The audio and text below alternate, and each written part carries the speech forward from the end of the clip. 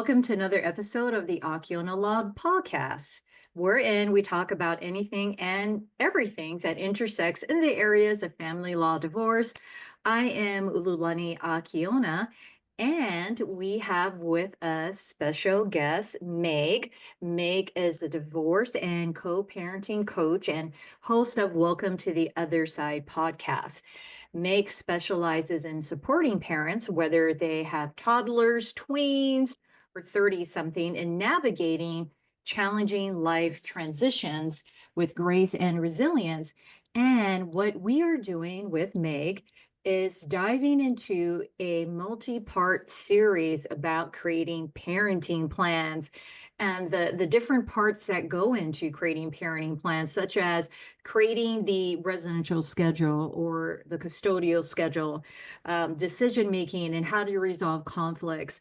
And the last part that we're going to get into is the parenting plan in Washington has section 14, which we call the other provisions or the miscellaneous sections. Welcome, Meg. Thank you, Lani. I'm so glad to be here. Good to see you. Yay. Me too. And I'm so glad you're here. And I'm so excited that we get to dive into this multi-part episode about what goes into creating a parenting plan. Um, just really briefly before we're going to get into that, what did I leave anything out into your in your intro? What else do you want to tell people about you?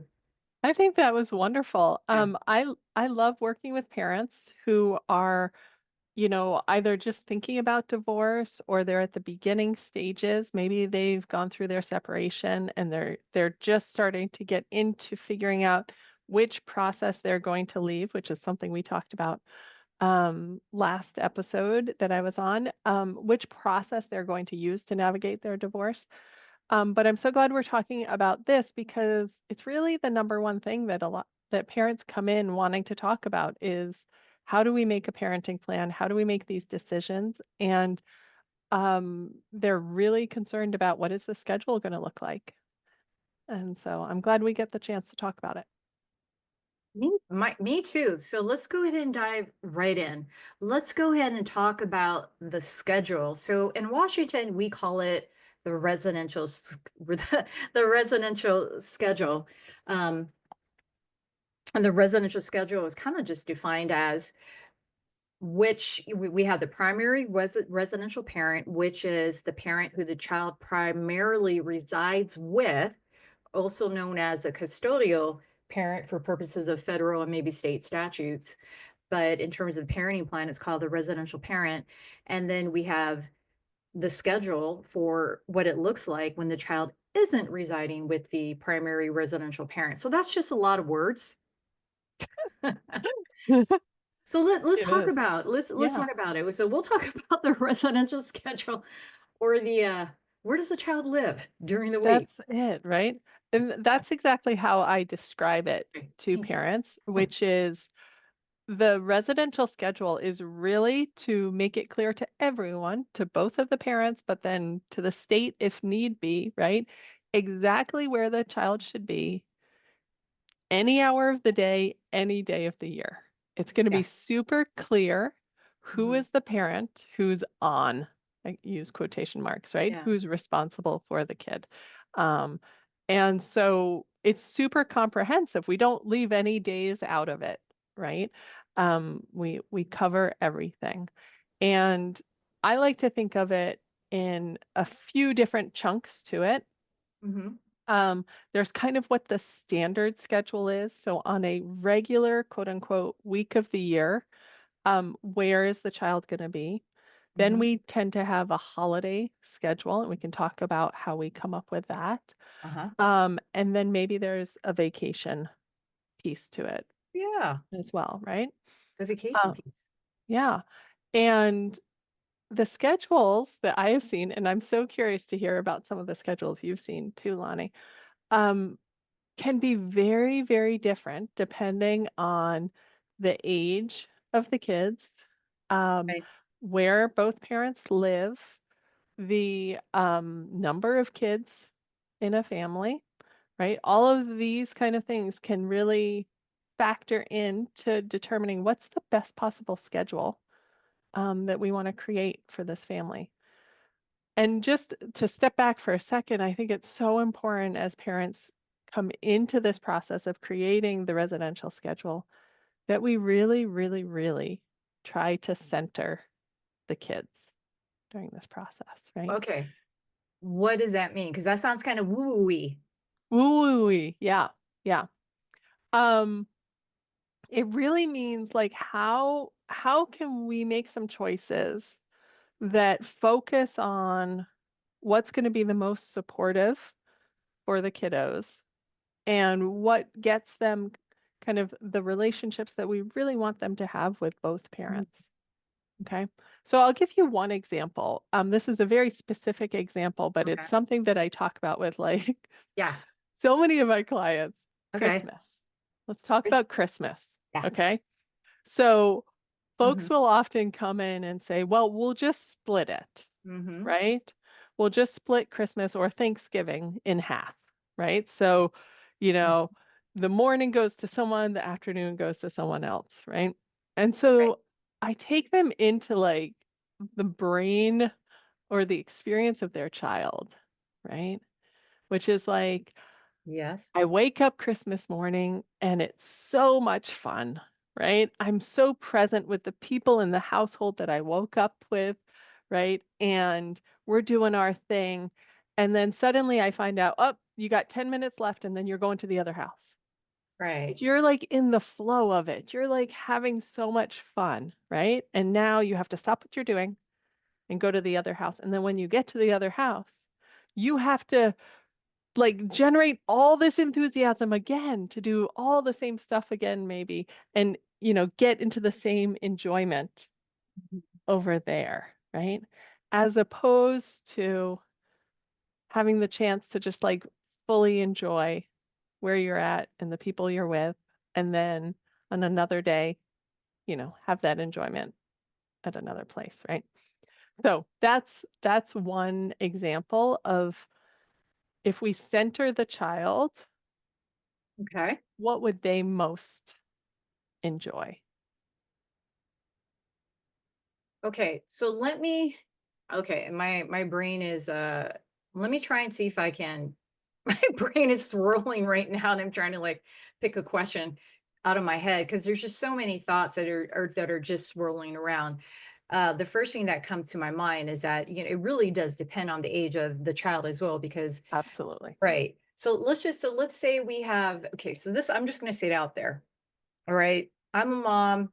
Let's pretend I have my kids are older. They're 17 and 19. I've got a junior in high school and Yeah. a freshman in college. So let's say I'm dealing with younger kids. Let's say I'm dealing Yeah. with a 6 and an 8-year-old.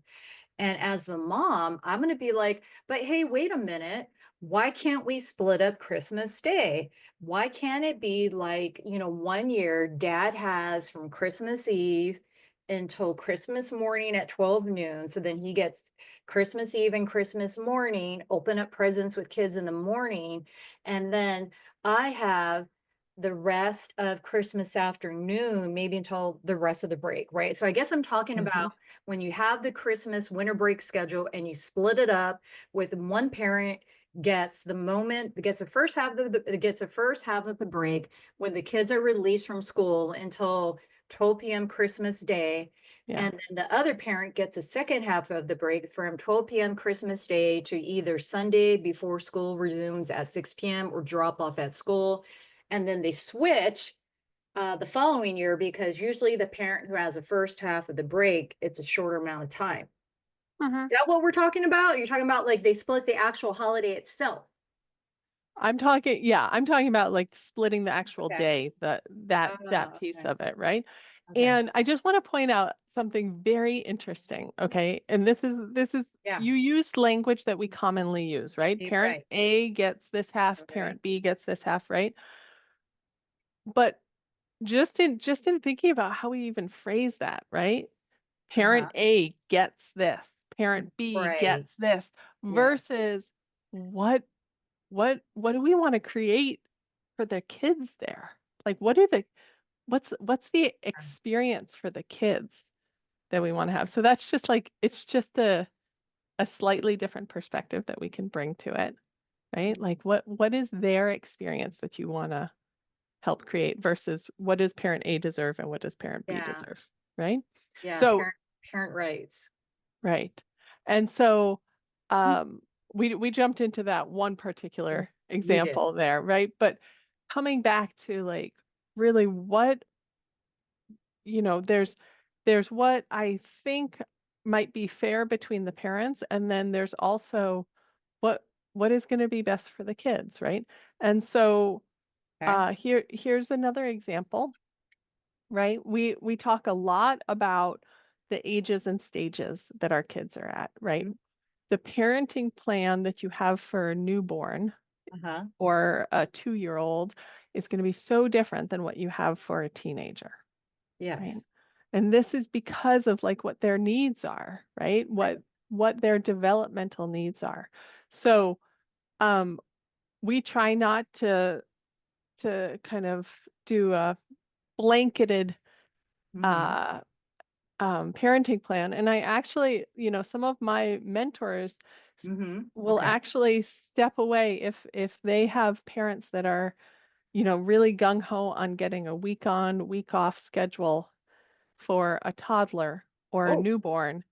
They'll say, I'm not touching that, right? Like right. they don't want to do that Yeah. because developmentally, our babies and our toddlers, um, they need secure attachment to their primary parent, right?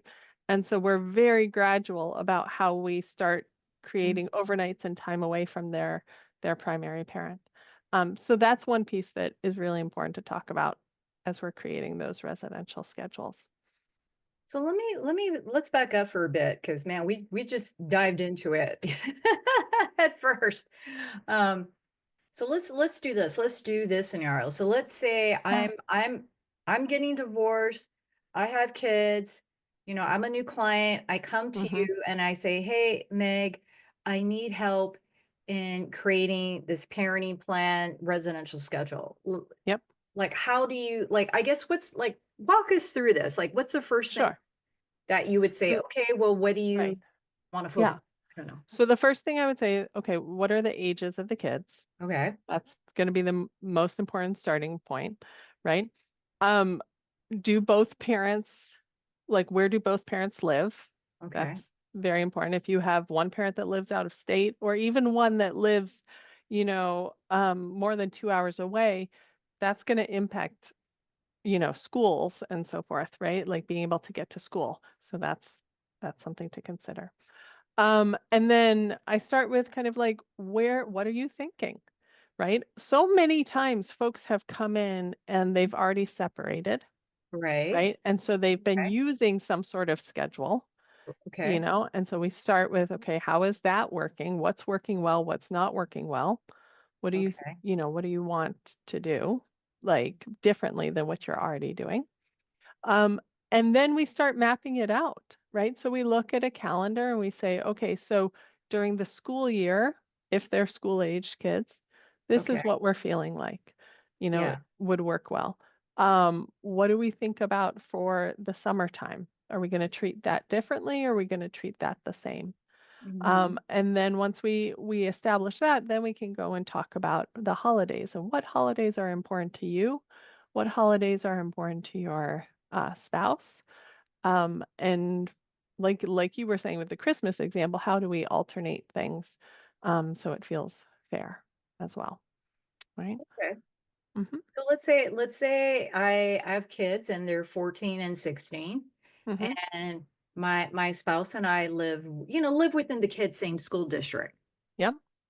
So then what what are something that you would what are some tools or techniques that you would use to help me kind of focus in on what something a schedule should look like?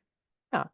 So if the goal is 50-50 on the Right. residential schedule, which I'll say the vast majority of my cases are, not all cases are, but a Uh, lot of folks that are coming through and doing mediation or collaborative divorces, I Okay. would say a very high percentage are 50-50. And so we talk about different patterns that you can use.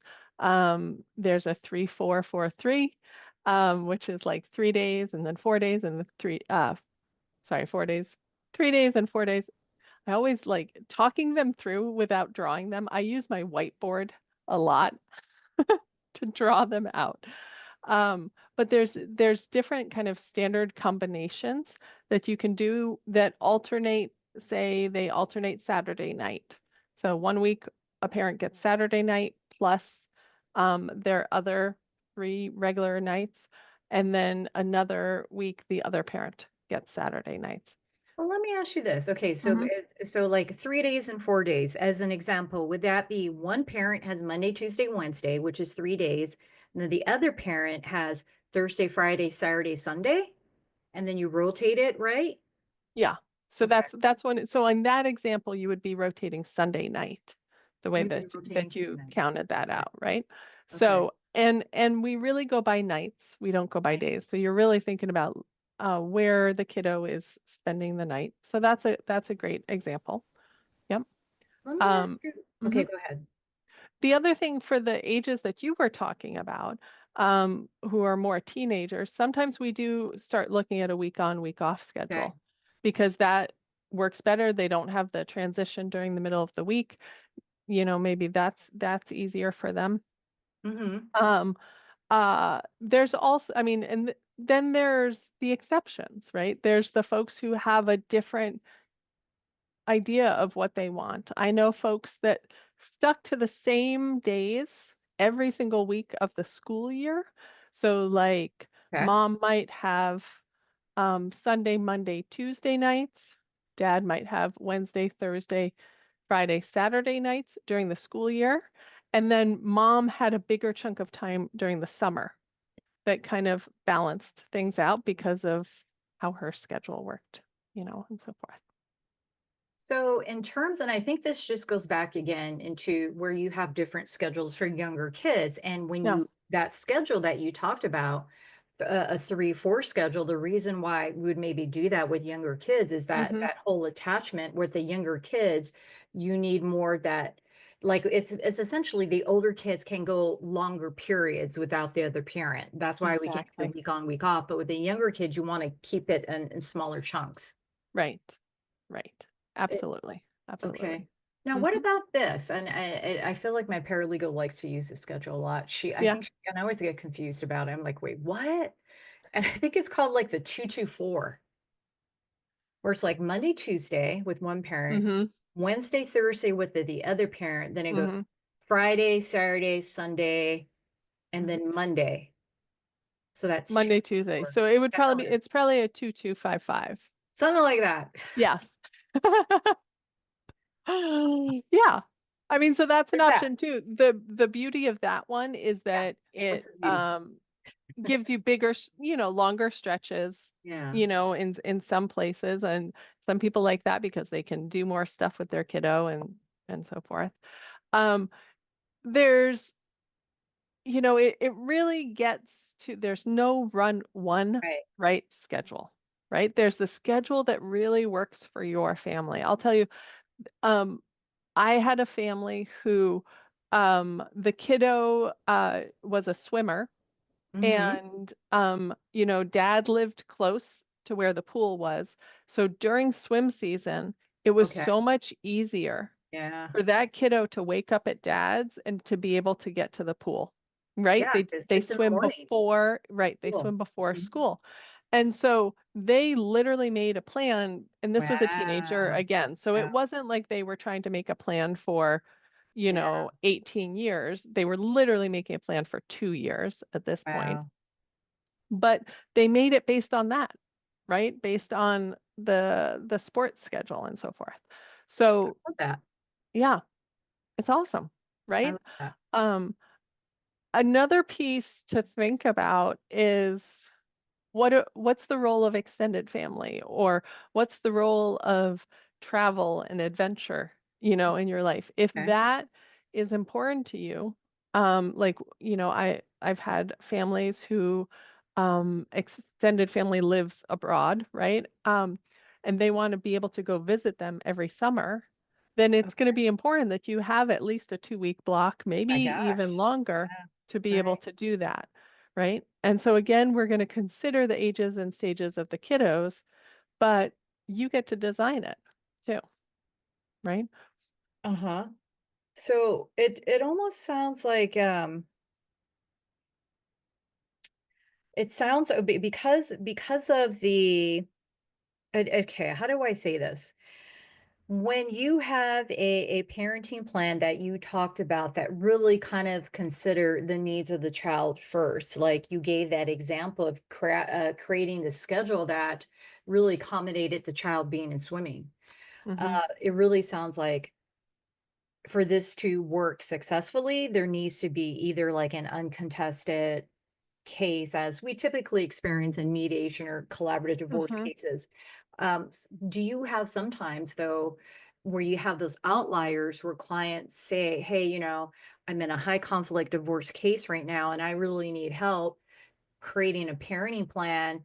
Um, Maybe it's more with the idea of having firm boundaries established. Mm. What's your experience with that? Well, I mean, in a high conflict case, and you are probably going to know much more about this, Lonnie, than I do, right? There's the parenting plan that you propose that you want, but in the end, if you can't reach agreement, somebody else is going to make the decision for your Right. family about being a judge or an arbiter. Mhm. Um, so I would say boundaries are an interesting thing because um, whatever is written down on a parenting plan isn't necessarily what somebody is going to follow through on, right? And this can come up in our conversation later when we talk about conflict resolution, Oh, right? So right. even if, I mean, a week on week on off schedule is no more boundaried than a 2255 schedule, right? They're just where's the kid at any given time, right? Sure. So it's more about what happens when somebody doesn't adhere to the parenting plan. That's where the tension comes up, and that's Tension comes from. where the issues come up, right? And then do people come what you said specifically, when people don't follow this custodial residential schedule and the tension arises, do people Hmm. come to you for help in those types of situation? Yeah, Okay. yeah, right. And there's no cookie cutter Right. response to dealing with that either, right? Um, sometimes uh, it sometimes what I end up doing is helping the parent. Okay, let's give an example. Like, mom is supposed to pick up the kiddo on Friday and have them through the weekend, and she doesn't, right? And she doesn't show up, and so it's dad, right? Wait a minute. So, Wait, let me interrupt. Did mom in mhm, this scenario, did she give dad notice or did she just not show up? either way, Okay. let's just say it's either way. Okay. Okay. Either way, he had assumed that she was going to show up Okay. and she didn't, Okay. right? And so if this is an ongoing pattern, right, then some Okay. of the coaching for him is really around, how to talk to the kids about this. Because Oh, if they're expecting mom to show up and she doesn't, what are we going to do? Like how do we support them with that change of plans and that probably disappointment, maybe yeah. it shows up.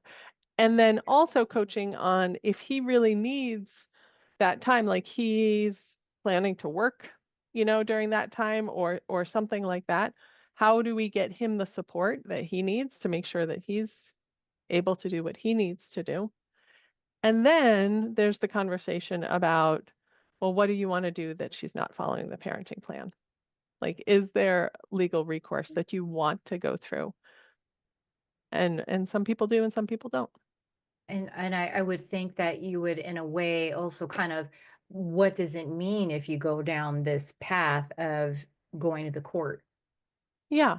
And I don't give any legal advice about what that even Right. could look like, but I encourage them to talk to an attorney to get a sense of what that process might look like and what different steps might be involved and so forth. Yeah. And in terms of your piece, the attorney would give them that legal advice, but with you, it's just kind of maybe I would think you would be kind of helping the client to outline what are your big picture goals here? What are you trying to achieve? And Yeah. is it in a way worth the time, the energy, the money, the expense to achieve that big picture goal? Yeah. Absolutely. And what do you have control over, Okay. right? Yeah, we don't have control that she didn't show up, but you have control over how you support the kids through this. And you have control over how you create backup systems for yourself if Okay. this seems like it's a pattern. Yeah.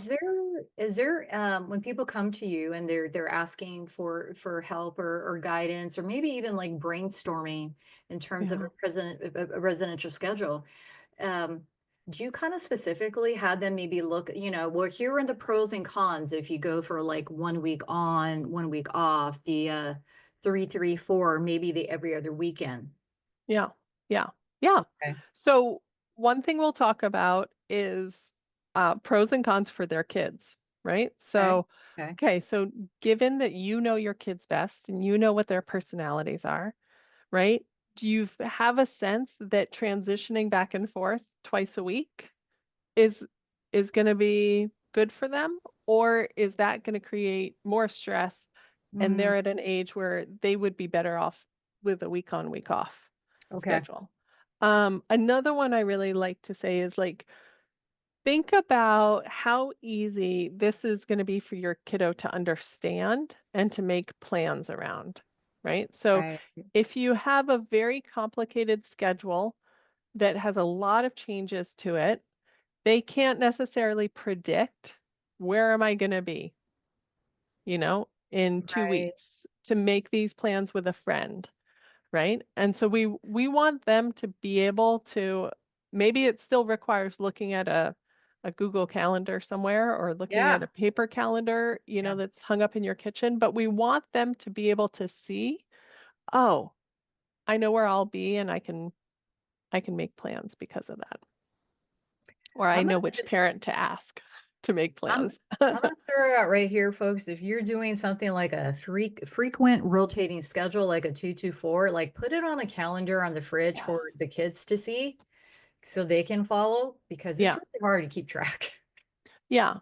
Well, and what I do like about like the 2255 or 3443, right, is if there are days that they know, okay, every Monday and Tuesday, I'm Right. always with mom. Yeah.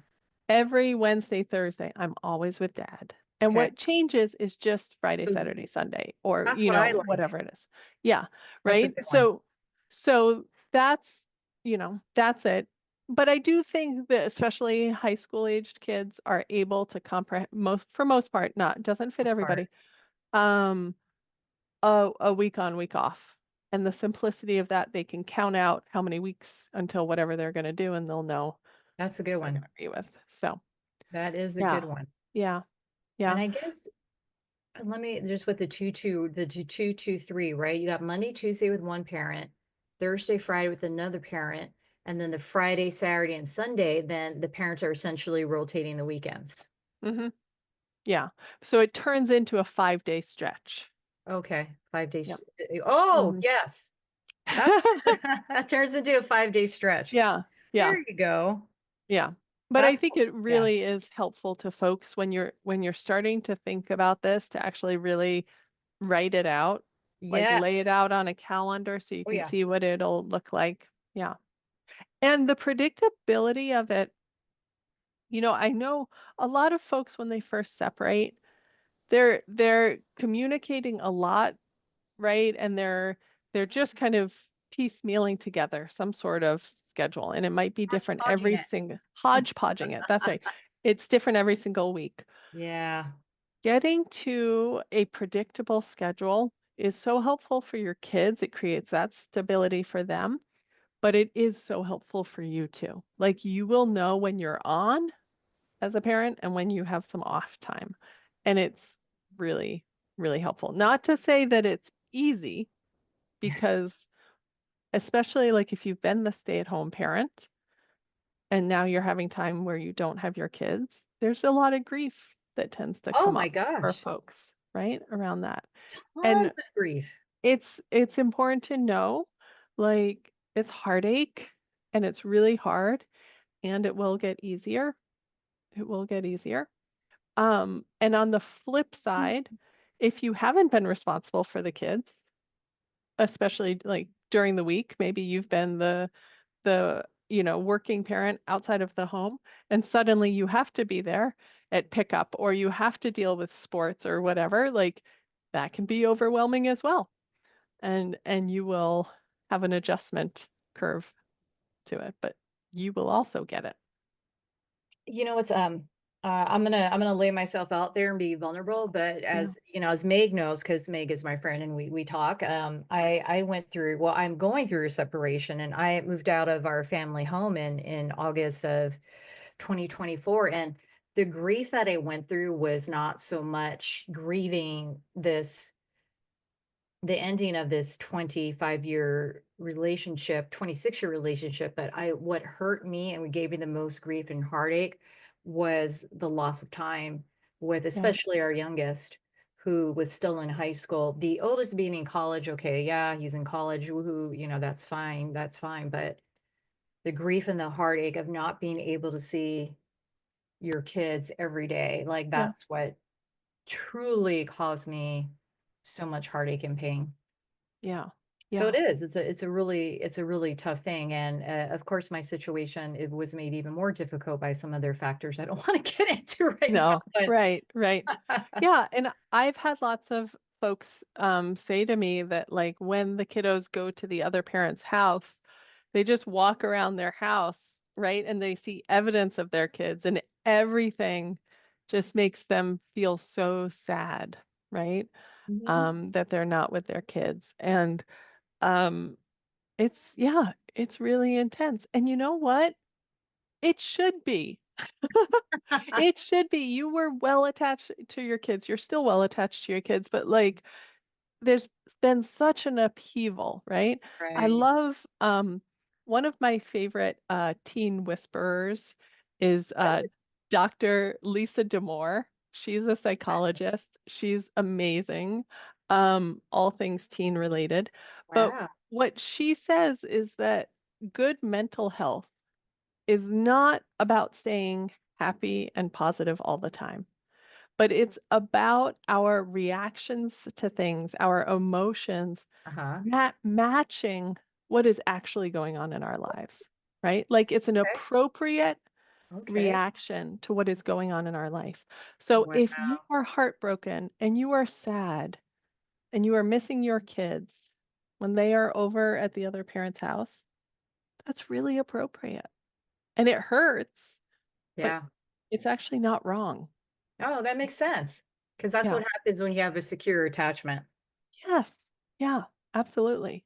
And as someone who went through it myself Yeah. and who has helped so many people go through it, like it will evolve It and will you will evolve. not feel that way all the time. And I will tell you, True. there was a point when I noticed that instead of all of their stuff all over the floor or their shoes by the door or whatever making me sad, it actually just like I got this trigger of feeling love for my kids Mhm.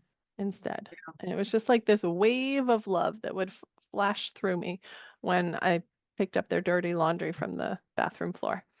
Um, so it The will bathroom shift. It floor. will shift. Yeah. Yeah. Yeah. It does, it does. It is shifting, and you're right, grief is an appropriate response. So, It um, really you is. know what? One thing interesting that I found, because my kid is older, and we're doing a week on, week off parenting plan because it just makes sense. It's easier for him. But I always thought of the week on, week off with it starting on Sunday to Sunday. And Mm, interestingly enough, I followed a friend who made her parenting week on, week off begin on Friday after school. mm, In my head, I was like, well, I'm doing it because, so let's say, you have a Monday holiday, and yeah, if, my kid gets done early with school on Friday, and I said, well, technically, after Friday, we could be gone and go somewhere for the 3-day holiday weekend. yeah. And then we're back on Monday, and then he goes to his dad's house.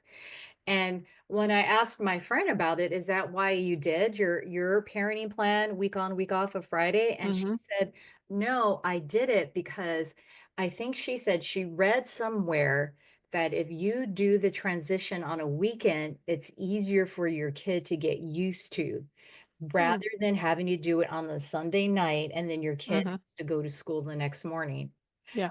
And I'm like, how could I have been doing family law for this long and not think about it that way? Yeah.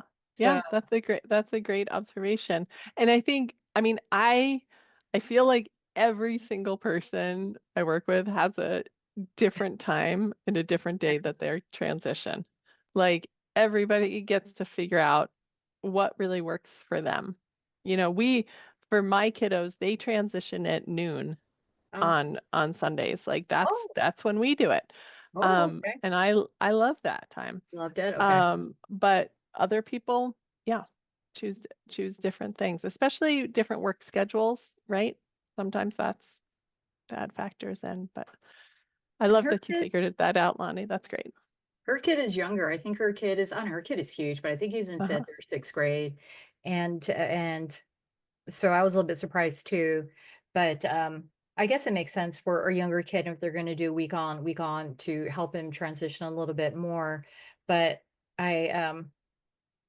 I think what at the end of the day, it just goes to what you said, what you really have to examine what makes sense. There is no right or wrong schedule is what we're trying to say, Yeah. folks.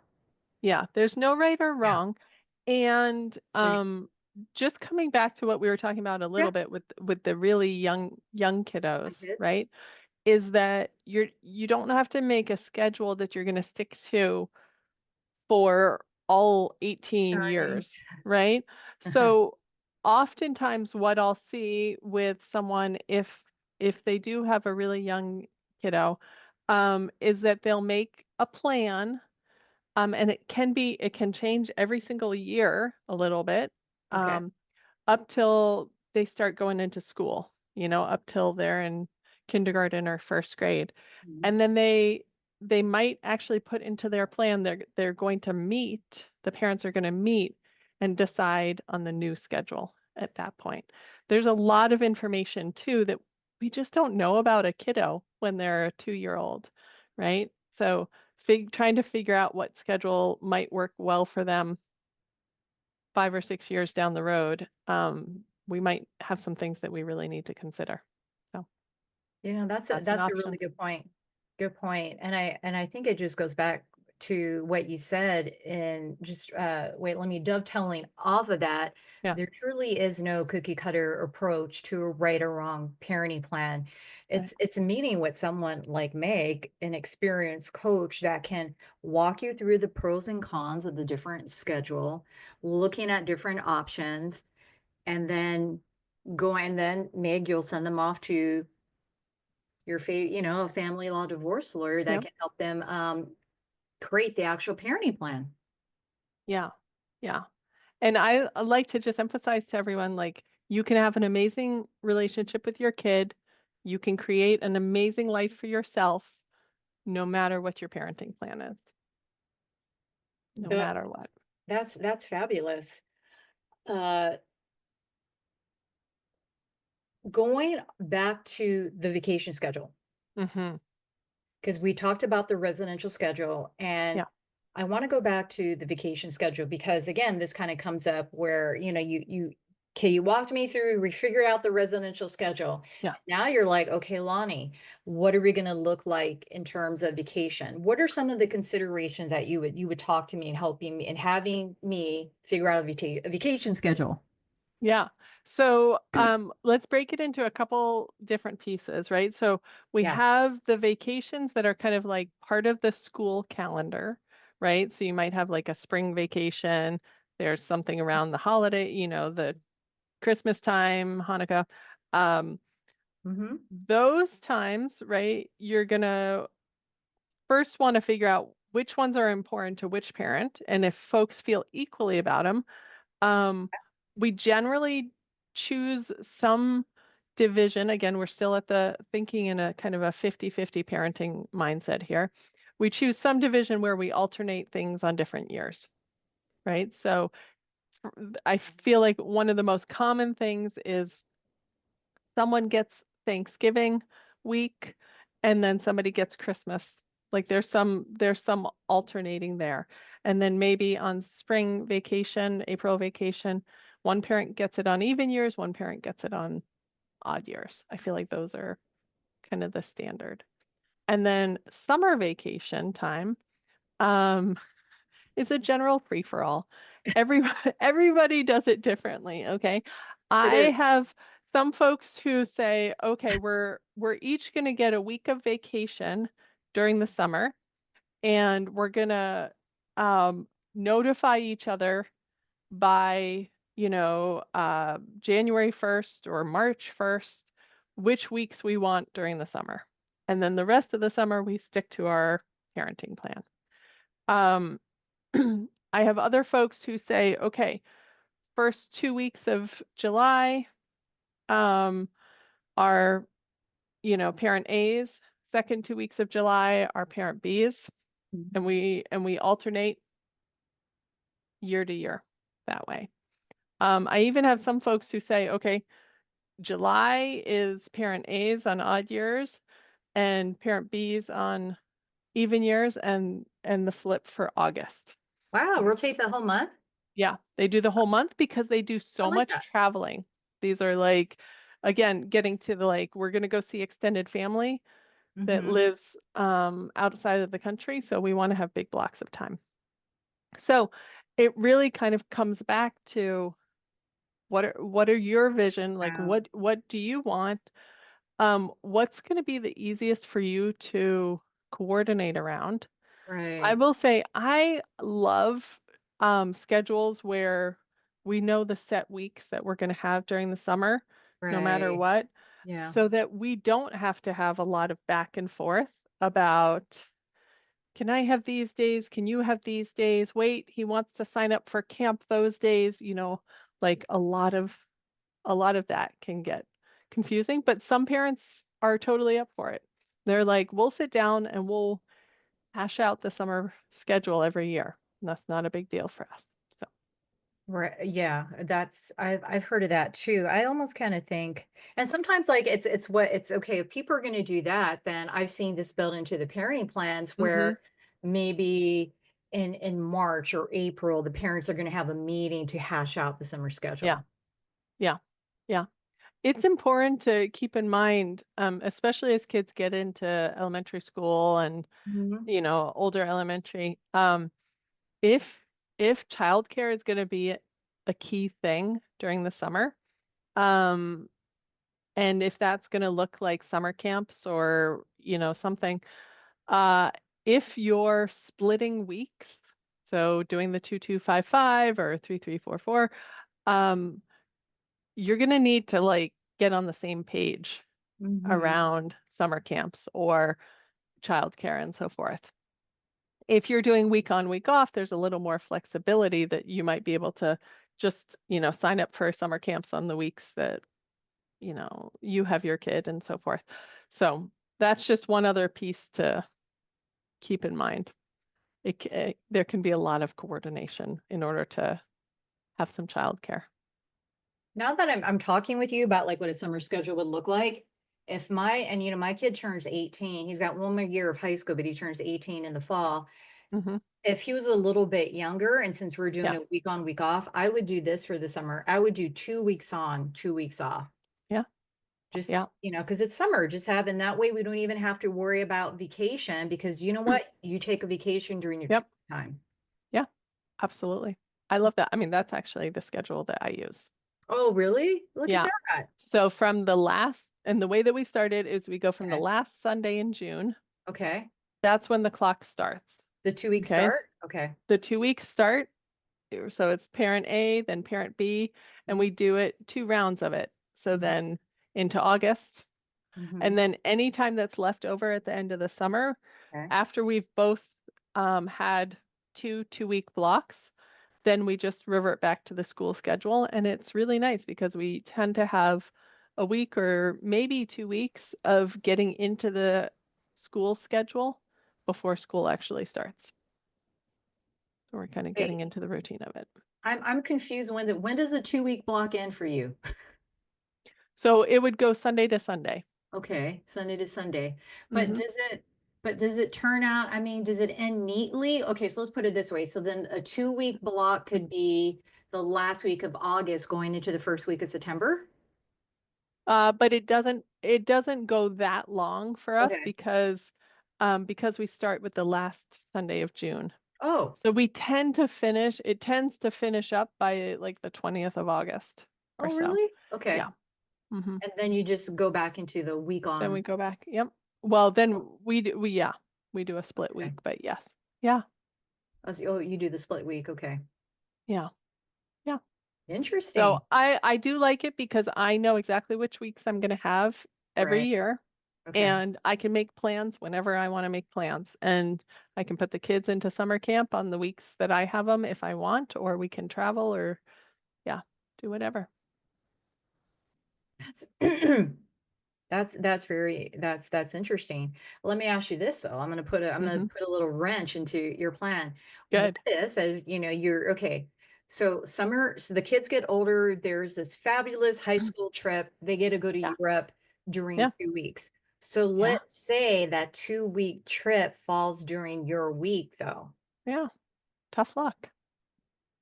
So tough luck. So then Yeah. your kid has 2 weeks with dad. During Yeah. your 2 weeks, he's gone off and gallivanting around Europe. He Yeah. comes back and then it's 2 weeks back to dad. Yeah. I mean, if you're in a relationship where you can negotiate and you want to talk to them about it, great. Okay. Right? Your co-parent about can we split a week here or can I have a few days here to reconnect? Great. But this kind of falls into the category for me of like, yeah, that's hard on you, but Hmm. your teen is like thriving. Okay. Your teen is having this amazing adventure, right? And Yes. Yes. you get to process your feelings around it. You get to do that, but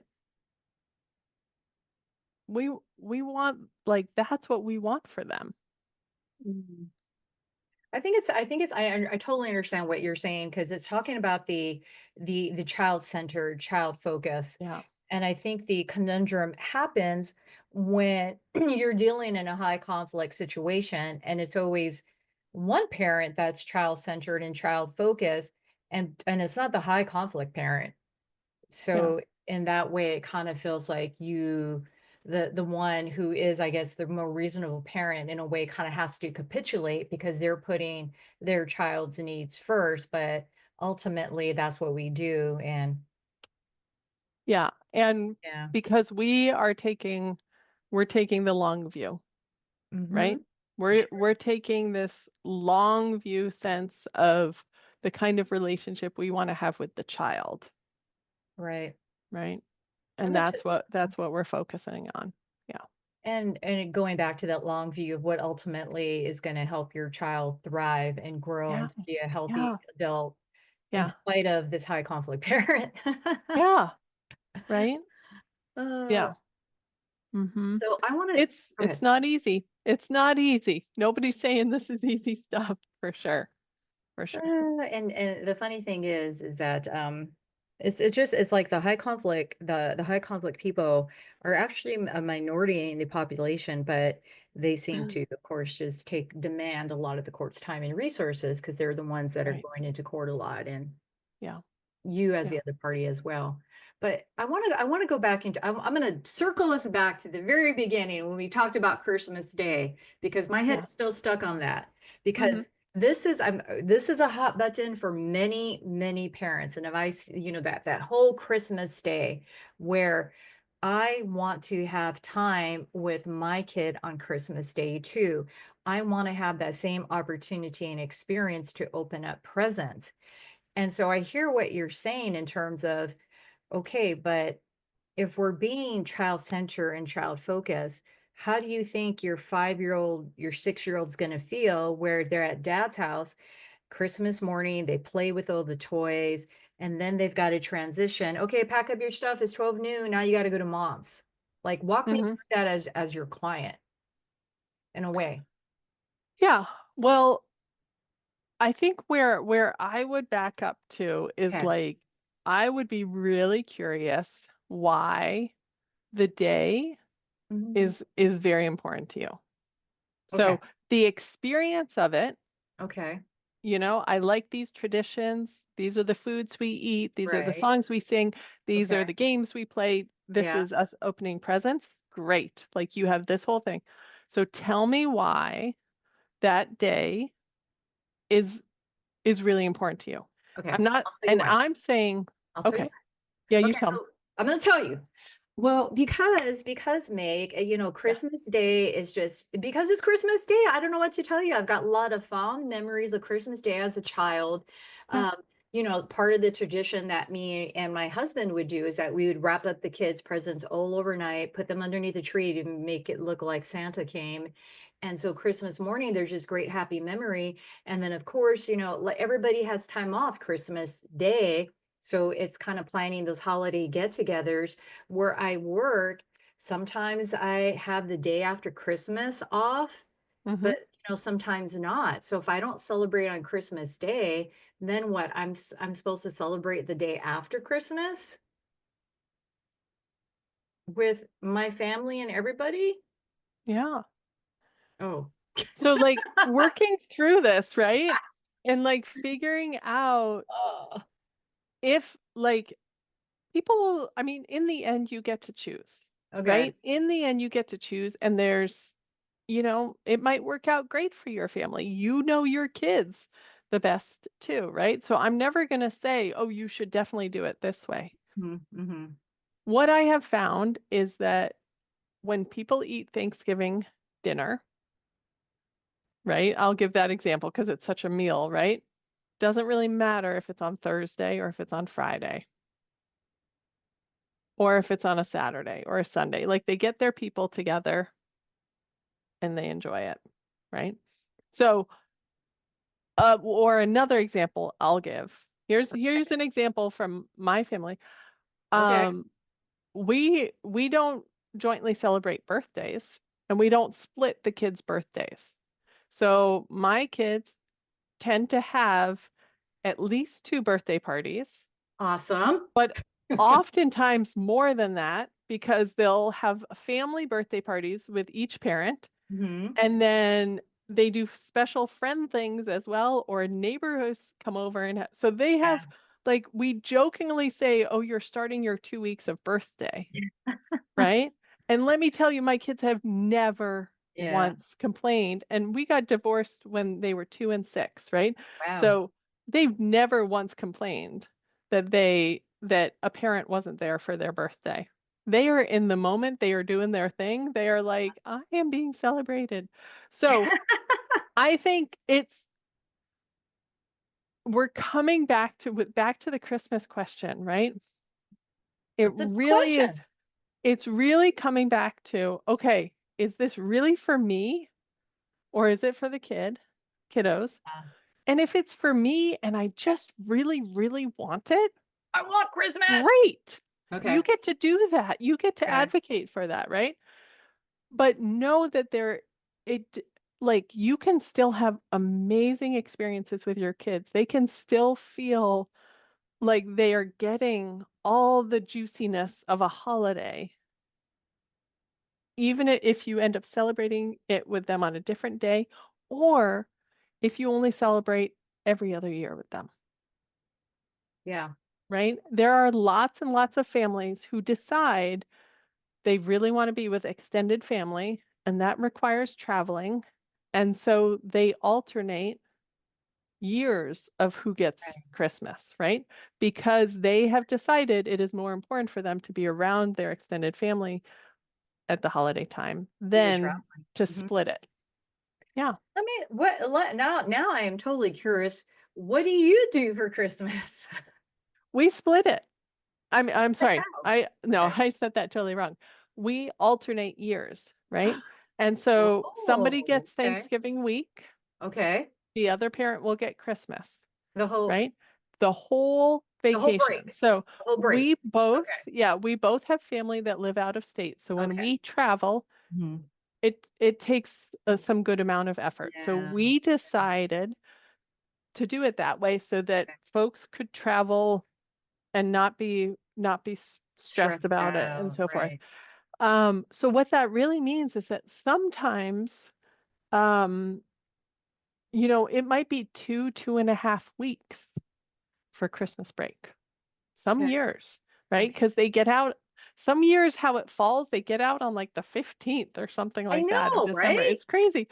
Yeah. So, so some years, one parent might get an extra long stretch because of how things fall, and Right. then the next year, they might only have 10 days. Maybe that's not quite right. I don't know the exact I calculation, right, I know what but you mean. we don't worry about it. You don't worry about We it because don't it worry about it. averages out. And Wow. because in the long run, like we're both having the relationship with the kids that we want to be having, Wow. right?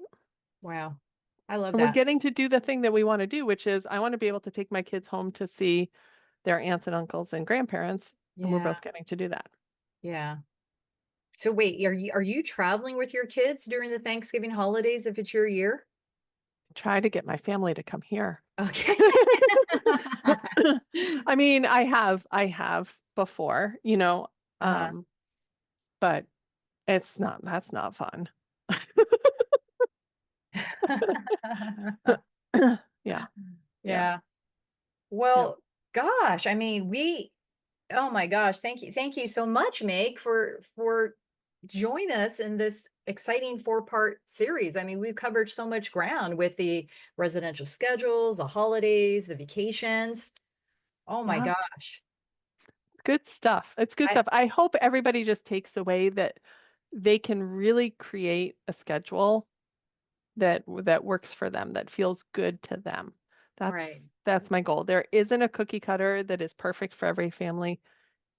You get to make it. And that's what in a way too, as a family law attorney, that's kind of my most favorite parts in terms of Yeah, creating a parenting plan with someone, like what works with your schedule. Let's sit down and let's figure this out because there is no right or wrong or approach. It's really what's important to you and your family. yeah. I love So it. thank you, Meg, for sharing your ideas and for sharing what you do in your own parenting plan. And join us next time, folks, when we dive into part two, when we're going to talk about with Meg Gluckman, from host of the Other Side podcast, divorce parenting coach extraordinaire. We're going to talk about conflict resolution and decision making in your parenting plan. So stay tuned, folks. And Meg, thank you so much again. Thank you, Lani. This is great.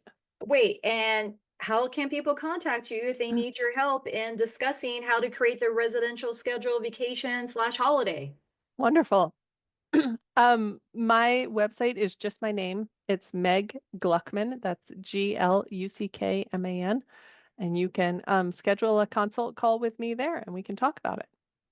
All right. Thank you again so much, Megan. Until next time, join us for another episode of Akiona Law on the Akiona Law Podcast, wherein we talk about anything and everything that intersects in the areas of family law and divorce. I'm Ululani Akiona. Until next time, be well. The information in this podcast is general advice only and should not in any respect be relied on as specific legal advice.